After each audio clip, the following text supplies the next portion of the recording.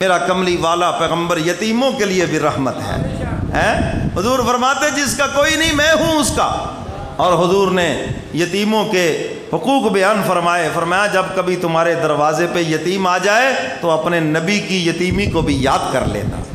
حضور نے فرمایا حدیث مبارکہ میں آپ نے یوں فضا میں یہ 2 انگلیاں بلند کر کے فرمایا یتیم کے ساتھ احسان کرنے والا جنت میں ایسے میرے ساتھ ہوگا۔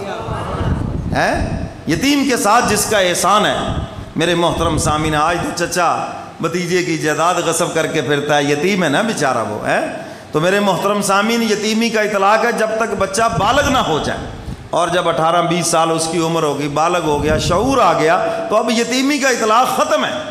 تو فرمایا کہ یتیموں کے لیے بھی حضور رحمت ہیں، یتیموں کو آپ نے سہارا دیا۔ فرمایا جس نے کسی یتیم کے ساتھ احسان کیا یہ ایسے ہی ہے جیسے میں محمد کے ساتھ احسان کیا ہے صلی اللہ علیہ وسلم۔ حضور عید کی نماز پڑھانے کے لیے تشریف لے گئے، گھر سے باہر نکلے، کیا دیکھا؟ بچے کھیل رہے ہیں، حضور کو سلام کر رہے ہیں۔ ایک بچے کو دیکھا گلی کی نکر پہ کھڑا رو رہا ہے، میلے کپڑے ہیں۔ حضور نے فرمایا کیا بات ہے، کیوں رو رہے ہو؟ کیا تمہاری اماں نہیں ہے جو تمہیں نئے کپڑے پہناتی؟ ابا نہیں ہے جس نے کپڑے لا کے دینے تھے؟ اب تو وہ حضور کے دامن سے چمٹ کے پھوٹ پھوٹ کے رونے لگا۔ انہوں نے کہا اللہ کے محبوب، کپڑے لا کر دینے والا باپ میدان جنگ میں شہید ہو چکا ہے، اور نہلانے دھلانے والی اماں قبر کی مہمان بن چکی ہے، اور میں آپ کے مدینے کا یتیم ہوں، اس لیے آج میں یہاں کھڑا رو رہا ہوں۔ حضور علیہ الصلوۃ والسلام وہیں سے واپس لوٹتے ہیں، ہاتھ پکڑا گھر لے آئے، فرمانے لگے عائشہ تو کہتی تھی میرے لیے اولاد ہونی چاہیے، لو اللہ نے تمہیں بیٹا دے دیا ہے۔ فرمایا اس کو نہلاؤ دھلاؤ تیار کرو۔ حضور عید کی نماز لیٹ ہو رہی ہے، مگر حضور ایک یتیم کے لیے کھڑے ہیں۔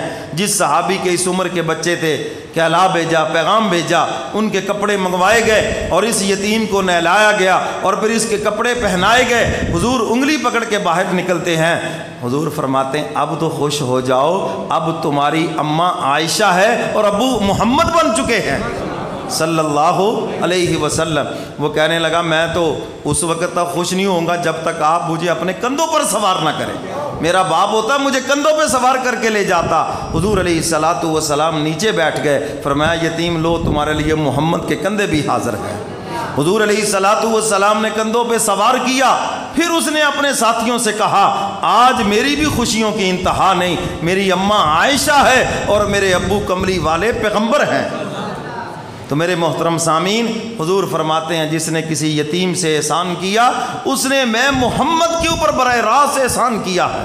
تو اس لیے جہاں پر حدیث مبارکہ میں آتا ہے جس گھر میں کسی یتیم کے ساتھ اچھا سلوک کیا جائے اللہ کی رحمتیں برستی ہیں اس گھر کے اوپر، اور فرمایا جس گھر میں یتیم کے اوپر ظلم و ستم کیا جائے، نا انصافی کی جائے، خدا کا قہر اور اس کا غضب برستا ہے اس گھر کے اوپر۔